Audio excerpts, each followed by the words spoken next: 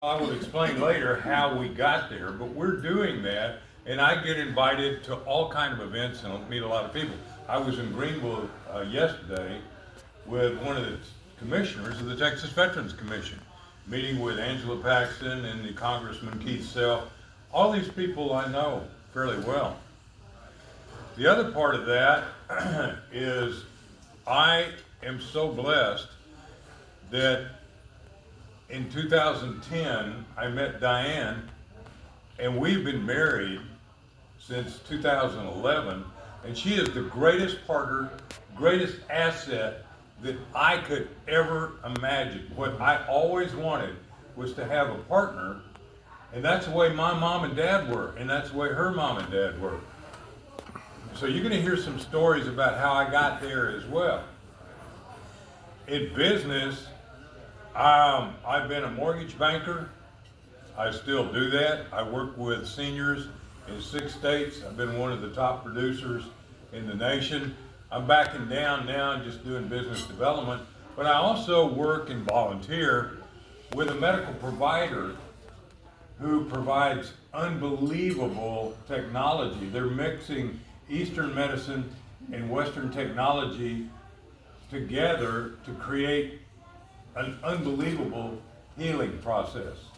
And I have seen people healed of dementia, not heal, you can't heal, but restored with dementia, Parkinson's, traumatic brain injury, PTSD, suicide. Had a guy wanted to commit suicide in my home and took him in. I work basically 3 jobs, and I love all of them. And what they say is, if you love what you do, you'll never work a day in the rest of your life, because every day you do is a blast. How did I get here? That's what I want to talk about. Because this is the grace of God. This is the unbelievable. So what you're seeing here is a 220-pound man instead of a 275-pound man. What you see here is a really, really happy man. And what you see here is a partner with one of the greatest people that I have ever met. So let's start in the beginning, like a movie where they start with the flashbacks, okay? I grew up in Dallas. My father was a Navy veteran. He was a radioman on the battleship Idaho that got the message about Pearl Harbor. My mother was a school teacher. She was Irish, but she had taught down in the valley. She spoke fluent Spanish. We started going to a little Presbyterian church in East Dallas, West Shore Presbyterian, and all of our ministers had come from Austin Theological Seminary. My mother was a school teacher, and she was a Sunday school teacher.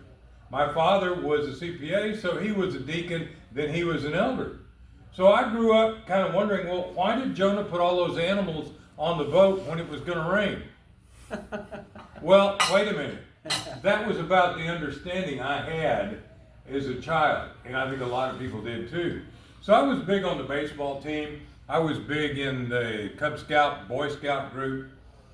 And all of that, though, I loved that little church and the family, and I was an only child. And so I grew up in that environment. And I'll never forget when Wednesday nights were great. That was the cover ditch supper. Woo-wee. I mean, those ladies in those days, in the 1950s, they could cook. And then they would have a speaker. And one night, this little guy, gray hair, gray eyes, gets up, and he said his name. Didn't mean anything to me, Gonzalez. Then he said, I went with the pastor to call on a new couple who had come to see our church, and that was the first time I'd walked up to someone's home without a loaded gun in my hand. I went, what? That was Captain Lone Wolf Gonzalez, and if you know much about Texas history, he was probably one of the most famous who cleaned up Kilgore not too far from here in the 1920s. These were the kind of people that I started being around as a child and were inspirations to me. My grandfather was a career Navy, started in 1920 stoking coal as a machinist mate, made it up all the way to officer rank. He was a lieutenant commander in command of a ship when he retired after 32 years, 1952. He was a big man, 275, 6'3".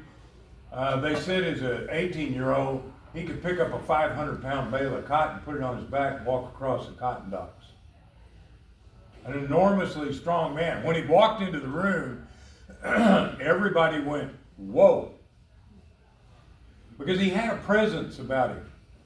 But he was not a typical, stereotypical drill sergeant or mean or whatever.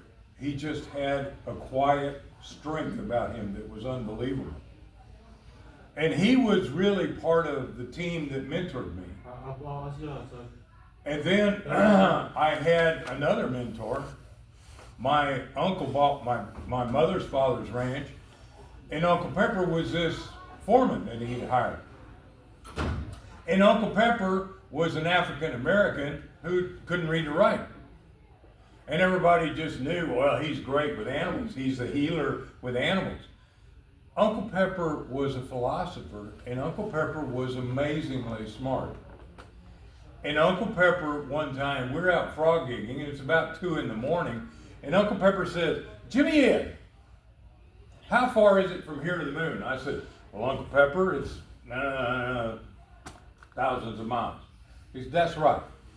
Now he said, "If you tried as hard as you could to get from here to the moon, what would happen?" I said, "Well, you'd make it or you'd fall short." And he goes, "That's right." He said, "Now, Jimmy, you see that star next to the moon? How far is that?" And I said, "Oh, Uncle Pepper, that's millions of light years away." He goes, "That's right." He said, "What would happen if you tried to get to the star?" I said, "Well, you'd make it or fall short." He said, "That's right. But just remember this, Jimmy Ed, wherever you are, shoot for the star, but be happy where you are." And those men, Uncle Pepper, my father, my grandfather Newell, taught me lessons about life all the time. And one of the things that was so amazing about the childhood is our relationship with the church. But I'm going to tell you, as I tell you this story, I really didn't know Jesus. I was a country club Christian. So I graduate from high school. I was in theater. I had a phenomenal teacher who saw something in me, and she taught me how to use my voice. She was a great teacher. And that also is an inspiration. That's why I love teachers and what they do to change people's lives. So I went to SMU, and I wasn't ready for SMU, and SMU wasn't ready for me. But in 1966, which was my last semester, the fall semester in October, this young man, I guess he was in his 40s, came and spoke. And it was one of the most amazing messages I'd ever heard. He stood up and he said, "I have a dream." And I got to meet him. He was about that tall, with the most amazing eyes. Martin Luther King was an amazing human being. And that was very inspirational. And I really played with that in my mind. Because my mother her father had been raised in a black family in Corsicana. Because his mother and father had separated, there was nobody to take care of him. And so he was raised in a black family, and he had put his black brother through school to be the first black veterinarian. So in the South, we had a black family that came through the front door. They were part of our family. I knew them quite well. So all of a sudden I'm seeing these things and I'm like, wow. So I was drafted and I managed to not have to go to the Army. The Navy wanted me, and I went into the Navy. I go to boot camp, and I didn't find out till boot camp was over that this drill sergeant, or not drill sergeant, but this DI I had, who's about this high by about this wide and built like a fire hydrant and just about as strong as a grizzly bear, was a World War II hero. And he liked me, and I taught the guys how to march because I'd been in drum major school. And one of the things, excuse me, that he kept doing, I'll never forget. He would yell at us, keep moving, keep moving, keep moving. If you're sitting down, you're dead. Do you understand? If you're sitting down, you're dead. The reason he did that was he had lied about his age, went in the Navy when he was 16. He was trapped up a river in China, and he and 3 other guys survived, and they walked 1,250 miles across China to get to Vladivostok. And the Russians were so amazed because they found out where they'd been that the Russians sent them back to the U.S. Navy, and in many cases, the Russians didn't always do that. So Gunner's Jet Mate Chief Marvin was a World War II hero, and there was actually a movie made about how they did it and that was the thing. At night, they kept walking. Daytime, they hid from the Japanese. So I go to a squadron aboard the USS Oriskany, aircraft carrier, and I'm assigned to fighter squadron, fighter bomber. One of the first pilots I meet is this guy about so high. He introduces himself and he said, well, I just got here too, but I see you've been traveling for quite a while to get here. And you need any money? We've got a slush fund. I said, no, Lieutenant Commander McCain, no, I don't. Lieutenant Commander John McCain went on to obviously be Senator John McCain, and it just so happened that God orchestrated for me, and Doug had told you I had started doing radio when I was 16, to be on the ship's radio station doing Armed Forces radio. And I'm working at night in the chief's quarters, and in the daytime I'm on the air from 8 till 11, and I'm having fun with rock and roll. And this guy hands me a piece of paper on October 26th, 1967. He said, please announce Lieutenant Commander McCain has been lost. He's been shot down. We thought he was dead. My squadron ended up between 1965 and 1968-9 losing 12 pilots, plus 5 POWs. McCain was one of them. Another one, Dave Carey, is going to be speaking at a deal that Diane and I and my broadcast partner are doing. I met some of the most incredible people, and then the CO of our outfit said, we've got 4 TA-4s, which is a tandem seat jet fighter, and I need some people to fly. So I went to Miramar, qualified. I went through all of the swim training, jump training, and I started flying in the back seat of the jet fighter, flying from Lemoore to up just south of Reno, Fallon, Nevada, and in the bombing range. That bombing range is bigger than the state of Connecticut. And so we were doing all this crazy stuff. And let me tell you, I had a few close calls, including one that was a little too close, where we were taking off with 1,000 gallons of military jet fuel, and we were about to rotate. We're doing about 175 miles an hour, and the tire blows. You think you had trouble when the tire went? Tire, wheel assembly, brake, everything exploded like you'd fired a hand grenade under that airplane. Next thing we know, and it's bouncing on the strut. And Leon Bryant, he's my pilot, and he's yelling back at the air traffic controller that's telling November Pop 357, I believe you're on fire. Yeah, really? You know, and everything was on fire. And the runway caught on fire. Finally, I yelled, Leon, crash trucks are about to hit us. That was another one of those, oh goodness gracious moments. We finally got stopped. Here comes the crash trucks, here comes the fog foam, here comes a guy with a ladder. Looked like a pair of squirrels getting out of that plane, getting away from it. I walked away from it. Within 45 minutes, we jumped into another plane that took off because there were 3 birds over the mountains that did not know that there was a tanker to get them enough fuel to get back to Lemoore. We retanked them, came back.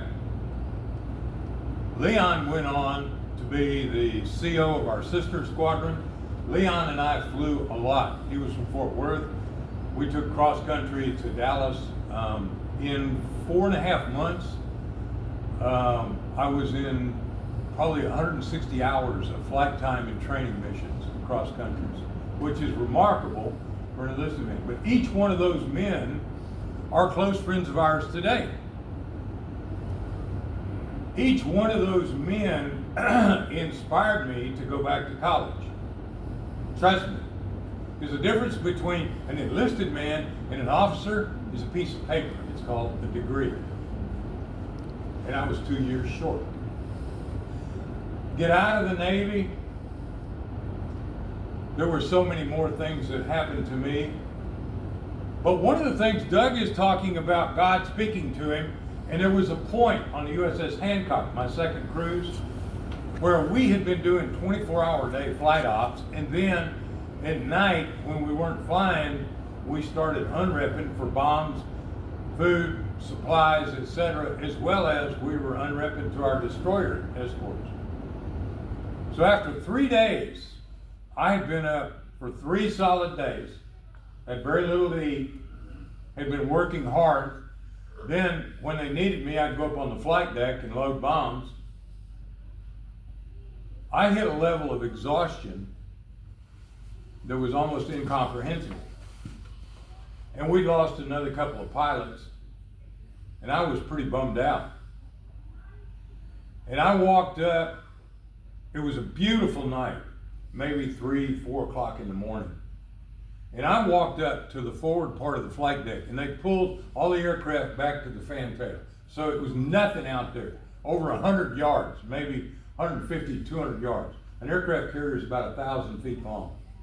And I'm by myself, and it's a beautiful night. And I sit down, and all of a sudden, man, everything came on me. And I started shaking, and I started crying. And I said, God, get me off of this thing. What I didn't tell you was about 4 months earlier, one of my shipmates went over the side in the middle of the night in the Pacific because he couldn't take it any longer. And I'll never forget that. And we knew he was upset and going to commit suicide, and we were trying to keep a watch on him, and he did it. And there I am, crying out to God, God, help me. God, take over. And I mean, I am a nervous wreck. And all of a sudden, this audible voice says, you're going to be okay. What? I look around. There's nobody out here but me. I'm forward of the forward elevator. I'm a good 150 yards from anybody. And I heard it again. When I heard it the second time, all of a sudden it was like I'd had an energy drink, which they didn't make back then. I guess a cup of coffee. Our coffee, you had to use stainless steel spoons because anything else would melt. And we just, all of a sudden, I started feeling this elation. I started feeling really good. And I said, thank you, God. I'm turning it all over to you. And about that time, man, a kind of a cold wind, and I realized the ship was turning. So I'm sitting up there, and I start watching the sunrise. And I go, wait a minute, sunrise is that way. We're steaming south. We're headed out of the Gulf of Tonkin. Now, you got to understand, where we were in the Gulf of Tonkin, you had Red China on one side, and you had North Vietnam on two sides. And the only thing that was between us and the North Vietnamese was a bunch of destroyers, and that, thank God, they stopped quite a few things that I didn't even know about till later. So we're coming off the line, and the sun's coming up, and it is beautiful. And here now is this kind of cool breeze. This is in the Gulf of Tonkin. Let me tell you, there aren't many cool breezes in the Gulf of Tonkin. And I go down, And I take a look at where our longitude and latitude is, and I said, my goodness gracious, we're off the line. Actually, I didn't say that, but I was like, wow. So I go in, and they say, yeah, we're coming off the line, and we're headed for Yokosuka. My favorite R&R port. And in a few minutes, they came on and said, we're headed for Yokosuka. They're flying out steaks for us.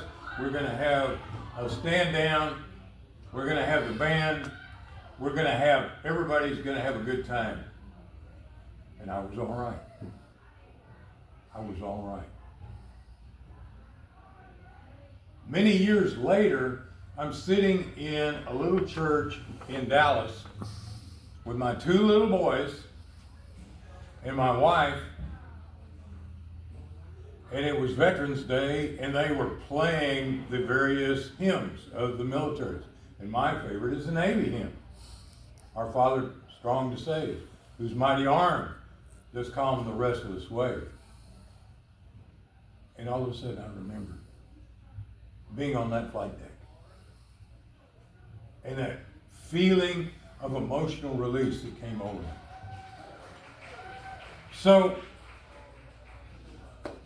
I had heard God's voice. And I had mentors that kept saying, aim higher, do better. So I went down to the University of Texas, worked my way through school. Most of the professors, and I hate to tell you this, most of my professors couldn't teach if their life depended on it. They'd get up and say, start reading, and I said, went to one of them, I took him to Schultz's Beer Garden in Austin, and I said, if this is the way you're going to teach, I'm paying money for this. I tell you what, I will bring in speakers because I'm working in real estate here in Austin. So would you do that for me? I said, yes. He said, I'll give you an A.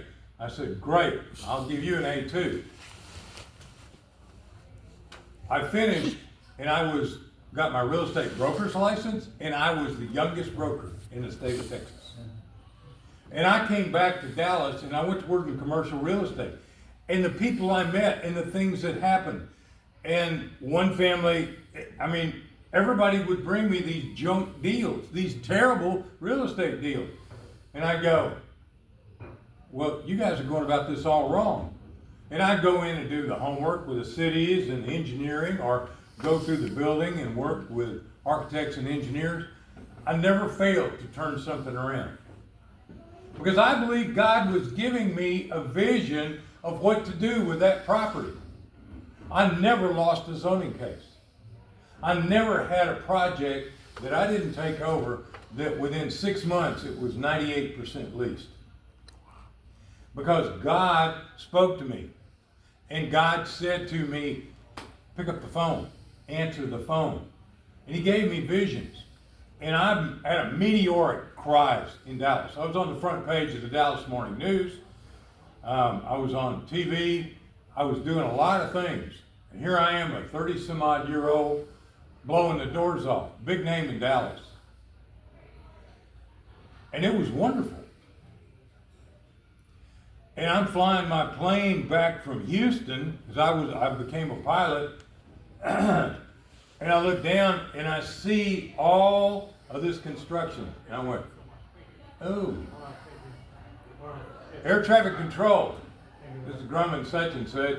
Request to fly over Dallas, 10,000 feet. Request granted, squawk such and such. I flew around Dallas, Fort Worth, and could not believe, because I had been in my little world working on building, and I had over $20 million. $20 million in personal liability projects that I was building. And I couldn't believe what I was seeing. So I called the guy who did feasibility. He said, Dad, you're right, Jim. We're about to have a major crash. So there was other things that were beginning to happen. And I went to the head of the Trammell Crow Company's industrial, and I sold my industrial park. And I went to our partners, and I sold out our instance over there. I got the guy that I was partnered with, I got all of his money back. And walked away from over $20 million of personal liability. That was September of 1987. And to this day, I believe that most pilots looking down would not see what I saw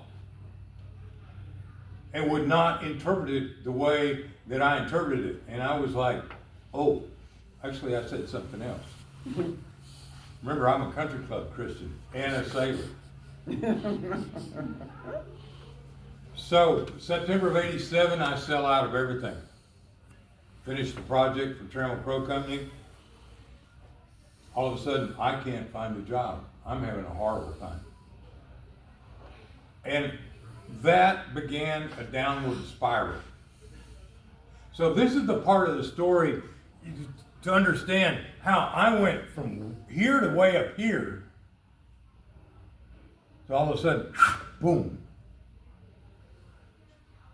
And then in 1987, because you're too young, you didn't know, but we had a savings and loan crisis as well as an oil crisis, and the economy in most of the southern United States, most of Texas, tanked.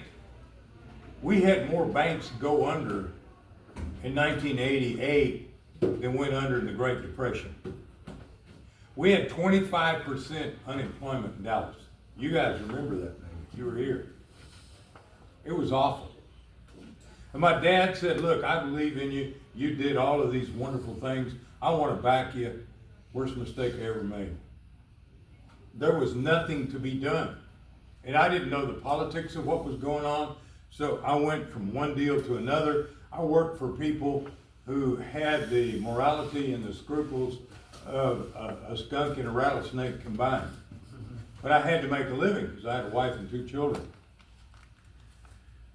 As things would have it, my wife and I were not equally yoked by a long shot. And in her family of origin, it had been a very, very, very contentious family. And so she kept saying, I'm unhappy, I want a divorce, I want a divorce, I want a divorce. Finally one day I said, okay. Broke my heart. My dad said, come stay with me for a few days. I gave the house, literally, I sold the house to a friend, gave the money to my wife. I bought a house for her. But I sat in a closet one night, and I'm going through a box of school things for my children.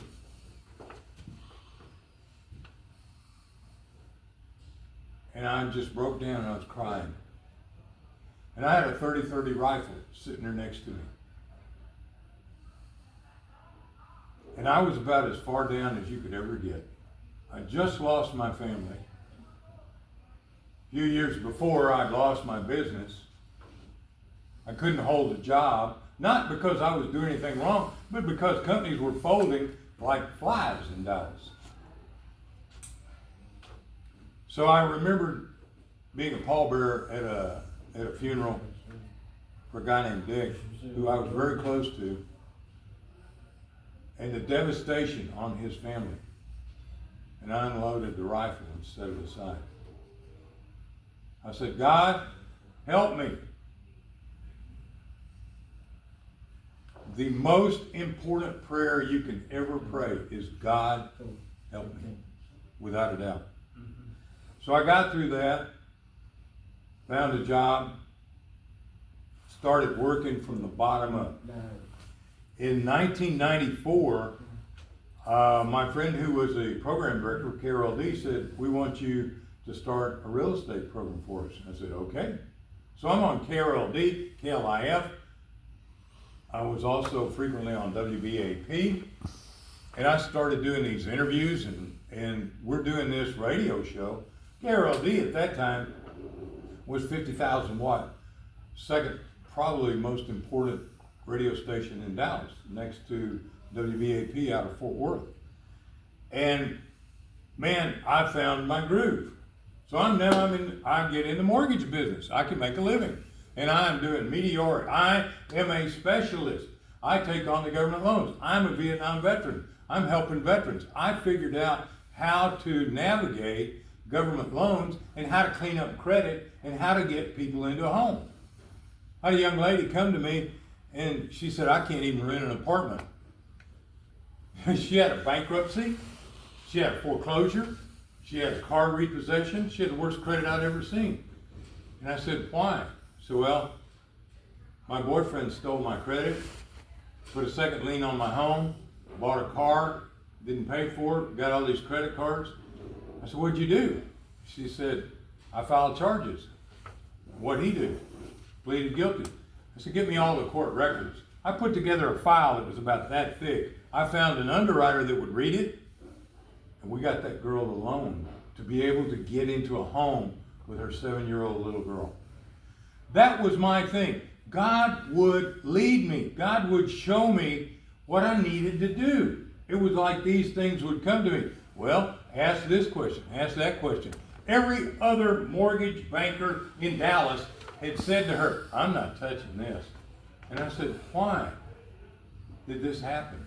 And if you know the why, then maybe you can build a pathway out. In other words, don't ever quit walking. Find a way. So all of a sudden, I'm watching what's going on in the mortgage industry, and I go, oh boy,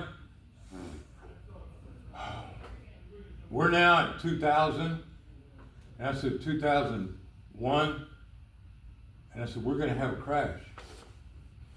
Because the loan documents were guaranteed to fail for the subprime loans. And as was said to Alan Greenspan, who was chairman of the Fed at the time, over 25% of the loans are now subprime loans, which is devastating to an economy. And it happened. I saw a chance to do reverse mortgage lending, which is an FHA loan for seniors. And I learned everything I could. And then I got a phone call, Bank of Oklahoma wanted somebody to run their program. I jumped in and I said, hey, I'm here, I want to do it. And I started teaching them how to market themselves and how to work with the tellers. And I built that program up in 8 states for Bank of Oklahoma.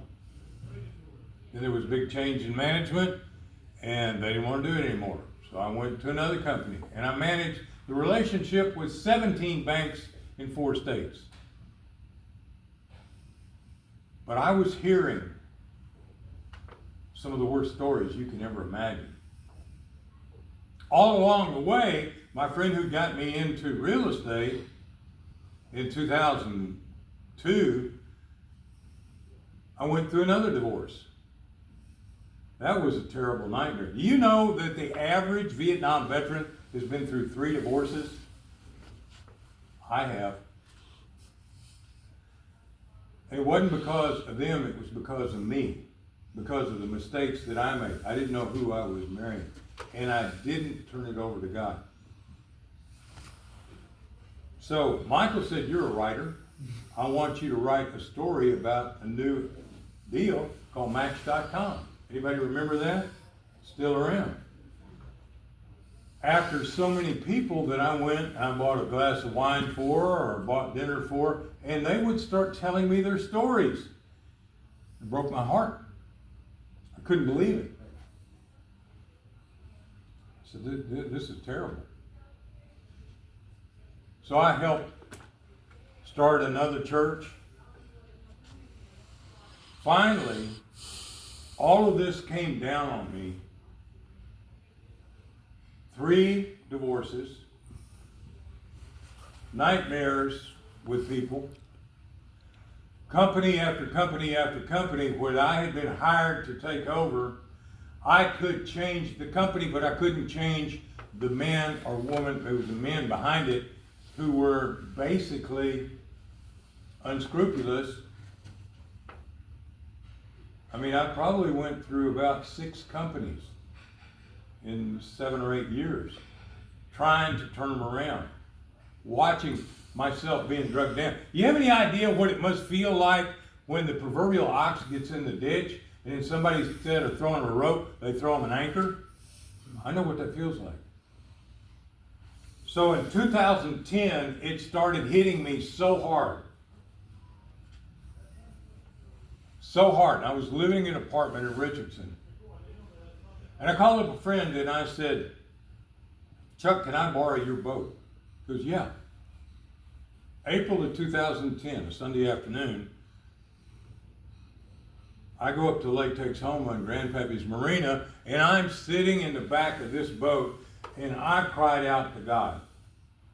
Only this time, I wasn't physically so tired I couldn't see straight. I hadn't been up for 3 straight days. I had just been through too much for too many years. From 1987 to 2010. I couldn't take it anymore. I said, God, I turn my life over to you. And I had taken a Bible and I started reading chapter 13 out of 1 Corinthians, which is known as the love chapter. All of a sudden, it occurred to me, God is love. God is all about love and forgiveness. Country Club Christian didn't know the difference between Noah and Jonah from as a child, but now I do. Had started churches. Some of you may remember Hillcrest Church, Morris Sheets. I helped start that. I helped put that together. I gave them all the land from out of my company that we had blocked up. So I turned to God. I prayed like you have never heard a prayer in your life. I'm sure that whole marina was like, oh my God, what is going on? And all of a sudden, I felt that release again. I felt that rising up. And then a cold wind blew through that marina, and when it did, I could hear all these halyards of sailboats. And that is music to me because I love to sail. And I heard it again. You're going to be okay. You're going to be okay. So I came back to Dallas. I called a friend of mine. He said, where have you been? I said, well, my dad and my wife hated what I was doing and thought one of the kids was going to kill me in the halfway house because I taught for over 20 years in Travis Wortham's halfway house. And let me tell you something, that was the best experience I ever had. All of our boys came from Giddings State School, which was a maximum security facility for violent offenders. All of my boys were a violent offender, and every one of them, I was able to touch their life. So 2010, April, I was in a relationship with a lady that was really nice, and I knew it wasn't going to fly. And my dad was like, oh, I want you to marry her. And I was like, Dad, this isn't going to work. Now I really knew it wasn't going to work. She wasn't a bad person. It just wasn't there. And she got out of my life. And things started happening. And I said, well, God, if you show me the right lady, otherwise I'm never doing it again. 4th time, I don't want to be out. So I'm sitting at a table at a luncheon, August the 15th, 2010, for a mutual friend, and this lady sits down at the table. And my buddy in between us, he's the head usher, I'm one of the ushers, and I turned to him and I said, Jerry, would you shut up? I want to meet her. And I introduced myself. And I said, what do you do? And she said, I work for an executive, I'm an executive assistant, and I also do calligraphy in scripture. And I stopped and I said, you mean like the calligraphy art that's in the skylight of our church? She goes, no, you seen that? You know what that is? I said, yeah, it's beautiful. She did it. All of a sudden, we were in conversation and it was time for me to go. So I got up to go. Honest to goodness, I got up to go and I reached for her hand to say goodbye. And there was something absolutely magical. And she'll tell you the same thing. And it wasn't a static electricity shock. It was magical that went between the two of us. Whoa. We had been in the same church for over 10 years as ushers and never met each other. God had to put me through the back of the boat to say, God, you take over my life. The third time, thing 3 seemed to work with me. So we started conversing, we started dating. We'd been together a very short time. We could tell by the conversation we were developing so much closeness. And I said, okay, I have done these things and I made this mistake and I'm not going to do it again. And if I get married again, I'm going to go through marriage counseling. And she said, well, who with? And I told her, that's a real good friend of mine. Let's go.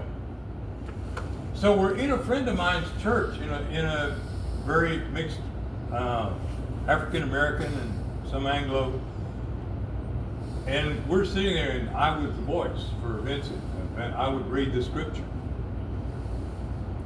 And I'm listening to the sermon, and all of a sudden this voice is ringing in my head like you had beating a drum. It said, take Diane into Vincent's office and ask her to marry you. And I'm like, are you crazy, God? Are you out of your mind? I barely know this lady. It kept happening. So the service was over, and I said, Diane, would you come with me? Oh, yeah. We both knew Vincent. I said, Vincent, can we go in your office? He goes, yeah, man, I'd love to pray with you guys. So I asked her. She didn't faint. Came darn close. We found that we had so much in common, and that she was a very, very devout Christian. And the mistakes that I made in my other marriages, I didn't make here. And we became more than friends. And we were married April 16th, 2011. Bet you didn't think I'd remember, did you? Not under pressure. So I got to tell you, that started an uphill climb. And I started going. She was very active in Celebrate Recovery. Her former husband had alcohol addiction problems, had died of it. She was teaching Celebrate Recovery. I went through Celebrate Recovery. I began to find all the pain that had come in my life. And there was a lot of it. Not compared to some people, but there was enough for me. You can't compare yourself to other people. But I had kept doing what Gunner's mate Chief Marvin said. Keep walking, keep going. And sometimes it was pretty bad.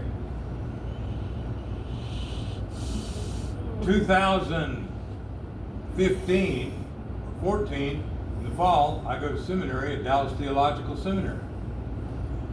And I met an incredible guy who introduced me to his father, and I learned Forgiving Forward. And then Salem Broadcasting, which was the largest Christian broadcasting, asked me to start a program for veterans.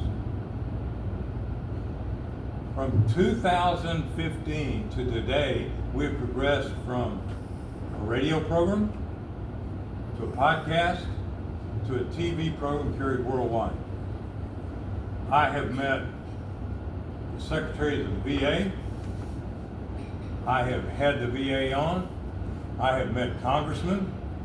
I'm first name basis. I was just asked to MC a deal for Congressman Keith Self, who's your congressman out here, I believe. But what it took was me turning over my life to God. And Jesus said, I came to give you life abundantly. I came to give you life abundantly. And let me tell you, now you know the whole story, and this is the ending. But it is not the end, because it is the beginning, because we're doing things that are so great. I have a new broadcast partner. We just did an interview with June Hunt, who built the Hope Center, and we're doing things, and I've been told I'm going to be interviewing Secretary Doug Collins. I'm one of 5 journalists, and I've also been told several times that I'm going to get to meet President Trump. And we are not wealthy, but we pay our bills. We have a brand new house. It's exactly what we talked about. 4 bedrooms, 3 baths, 1 level set up for handicap, and a 3-car garage where she can have her work that she does in calligraphy. So God provides. Yes. Jeremiah 29:11. For the plans that I have for you.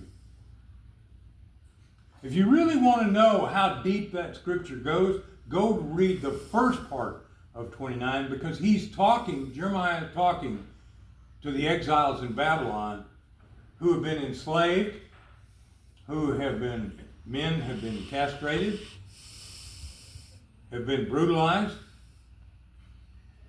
He's telling them, God has plans for you. And he did. He brought them back. So my message and my testimony is God has a plan for us. And my plan is with that lady right there and other people who have come alongside with me, and we are able to save lives. We are able to help veterans who have TBI and PTSD. We are able to do things modern medicine is not willing to do. How much more can you ask of life that God's got a plan for you and he's laying it out? Just like when the CO said, you want to fly? Yeah. God said, you want to fly? Yeah. So thank you. Now, real quick, because I'm running over. Sorry. But I believe that everyone needs a chance to either commit or recommit themselves to God. Yeah. And I absolutely believe that it is a daily thing to commit yourself to God. And before my feet hit the deck in the morning, I say, thank you, God. Thank you for today. How can I serve you today, God? Not how can you serve me. How can I serve you? So if you'd like Douglas to come up here, and we'd like to pray for you. And if you'd like to commit yourself, Douglas can help you. I can help you. I'm an ordained chaplain as well. So from 2010 to 2025, it's 15 years.